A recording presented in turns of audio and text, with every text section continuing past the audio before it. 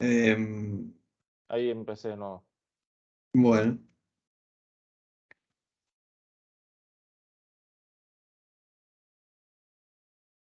Bueno, esto es parte de lo que les estaba diciendo, ¿no? Lo de la condición y el filtro del where, lo del nivel, lo de la transformación, ¿sí? Está escrito lo que acabo de decir. Bien, esto también lo vamos a pasar. ¿Qué otro tipo de objetos tenemos? Los tipos de objetos filtros, ¿sí? Aparte, esto puede ser un objeto aparte, no es que el filtro solamente puede estar adentro de una métrica. El objeto filtro puede estar aparte y no va a ser otra cosa que un criterio que luego se traduzca en un where, ¿sí? En definitiva va a ser, hay distintos tipos, pero imaginen un filtro que está compuesto por el atributo año y que dice igual a 2020, ¿sí? Ese filtro, cada vez que utilice en un reporte ese filtro, me va a agregar ese where, ¿no? Y ese filtro lo puedo usar tanto en un reporte como en un indicador, eh, como en otro filtro. Puede haber filtros que se componen de otros filtros. Y eso es bastante útil para tenerlo guardado en objetos de MicroStrategy para que sea más, el proyecto sea más mantenible, por así decirlo. Si hay un criterio que yo voy a cambiar, imagínense que lo puedo tener embebido en un solo objeto de tipo filtro y que ese filtro puede estar utilizado en un montón de otros filtros, en un montón de métricas, en un montón de reportes, en cientos de objetos de MicroStrategy. Cuando quiera cambiar el criterio, solamente modifico en un solo lugar, ¿sí? En ese objeto de tipo filtro.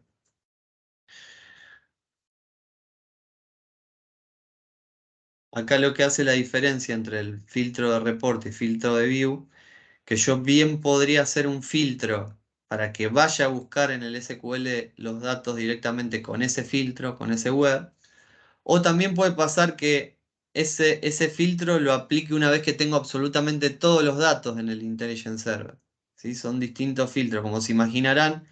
El report filter es más performante porque ya la cláusula de restricción se aplica cuando voy a buscar los datos. Cambio en el view filter, yo me traje todos los datos y solamente estoy filtrando a la visualización.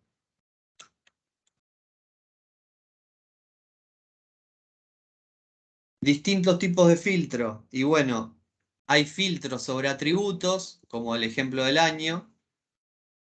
Hay filtros sobre métricas. Imagínense que podemos hacer un filtro que diga cuando la métrica sea mayor a 10.000.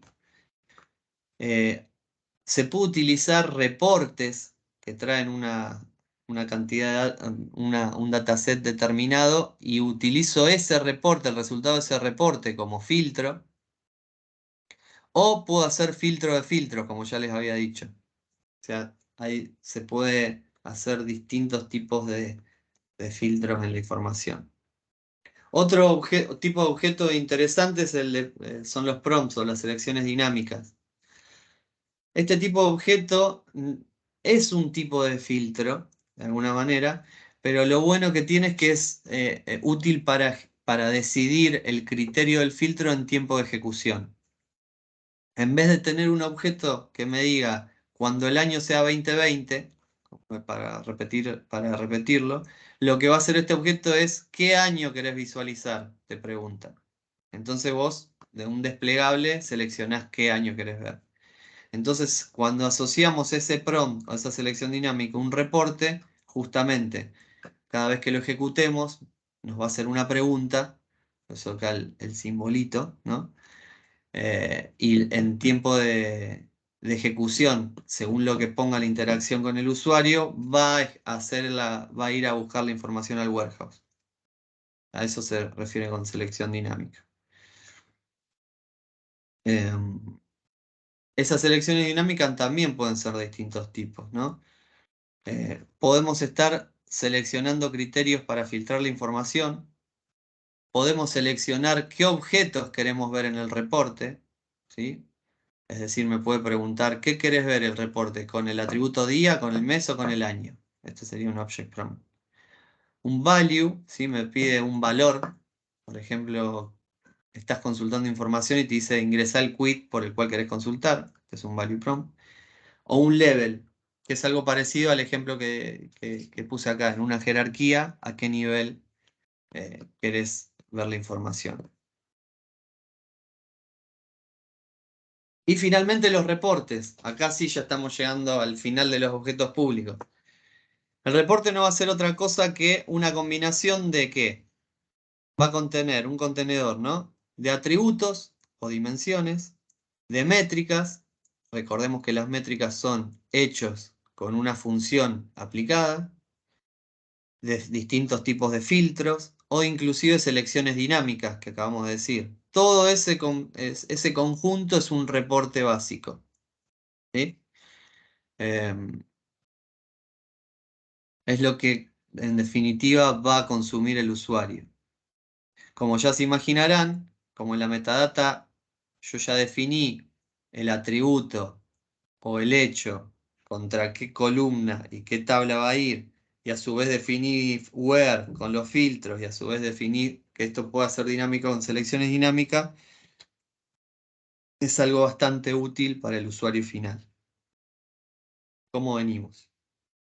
¿Alguna duda hasta acá? Venimos bien, Juanca, no hay consultas. Todo bien. Bueno. Bueno, claramente una vez que tenemos ya nuestros objetos mapeados, cada vez voy agregando una cosita más. Tenemos nuestro Data Warehouse, tenemos nuestro proyecto, tenemos nuestras tablas. En las tablas mapeamos atributos o dimensiones, mapeamos hechos. A los hechos los transformamos con una función en métricas, definimos filtros, definimos selecciones dinámicas, definimos un reporte que contenga todo eso. También podemos hacer cosas un poco más útiles de acuerdo al perfil del usuario, ¿sí? Por ejemplo, hay objetos de tipos documentos, de tipo dashboard y de tipo dossiers. Cada uno de estos objetos pueden beber varios de los anteriores. Siempre esto va como en capas, ¿no? Un documento puede contener varios reportes. Un dashboard puede contener varios reportes. Un dossier puede contener varios reportes.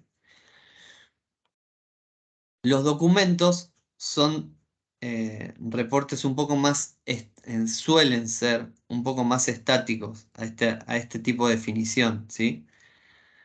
Es el típico reporte que ya tienen los usuarios quizá en un Excel, ¿sí? Que ya tienen gráficos, que ya tienen tablas, que ya tienen algún tipo de esquema prefijado, que lo único que va variando es que los datos que alimentan ese formato, ¿sí?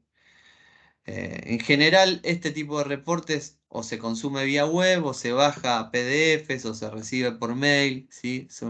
Tienen un poquito más en general suelen ser presentados para usuarios finales que los van a consumir, pero no van a jugar mucho con este tipo de reporte. Ya tiene un formato preestablecido.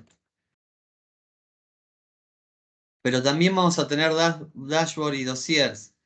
¿Qué son los dashboard y los dossiers? Bueno, estos ya son un tipo digamos, de presentaciones que le van a permitir al usuario jugar o interactuar, ¿sí?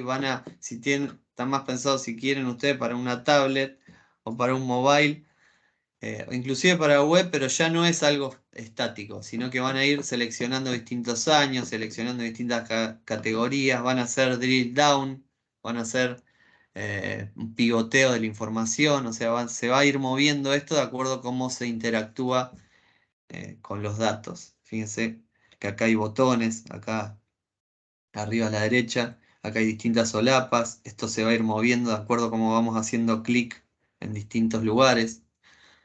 Eh, y bueno, es un poco de información más resumida y resalta información con distintos colores, tiene widgets, ¿ves? Como parecido a esto, acá estamos mal, estamos en rojo, estamos en verde.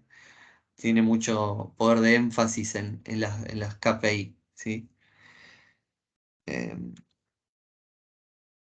Ahora yo tengo para mostrarles algunos ejemplos. Aguántame que corto. Sí.